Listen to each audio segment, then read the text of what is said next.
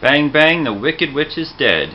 Nnamdi Asomugha has officially been released by the Philadelphia Eagles after 2 dreadfully disappointing seasons with the Bird, in which Asomugha made top dollar as the #1 free agent on the market a couple years ago, only to disappoint Eagles fans, getting burnt time and time again by NFL receivers who ran by him like he was standing in quicksand.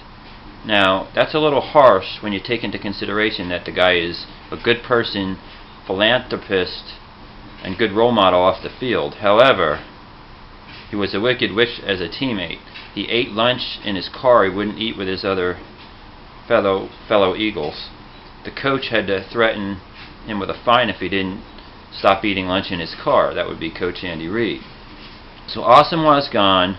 Unfortunately, Cromartie, who I still believed in, is on the market as well. So the Eagles have money and positions to fill in the defensive backfield.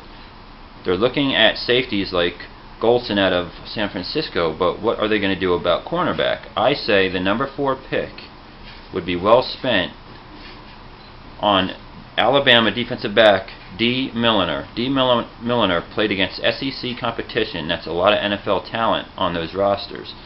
He played great in the championship game against the vaunted Notre Dame Fighting Irish, and that position, cornerback, after quarterback and left tackle, to me is the most important position on an NFL football team.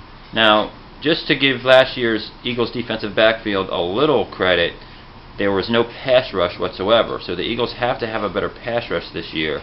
Nobody can cover NFL receivers for 5 seconds. So if we get that shored up and bring in a free agent at defensive back and complement it with Dee Milliner, I think we'll be fine. Now, one thing that concerns me is the Eagles' little recruiting trip that they took yesterday to West Virginia to recruit their quarterback, or at least to give him a look. I think that might be just posturing. Maybe they're messing with Joe Banner. We all know there's a feud between Joe Banner, the former Eagles executive, and owner Jeffrey Lurie, and I know the Cleveland Browns had interest in West Virginia's quarterback. However, I don't really see the Eagles using the #4 pick on a quarterback who hasn't proven to be a good passer or a runner. I don't see how he fits in Chip Kelly's type of an offensive system. I think Michael Vick will hold the fort for a year, and they'll bring in something or somebody more to the liking of Chip Kelly in next year's draft for a franchise quarterback. They want to go young.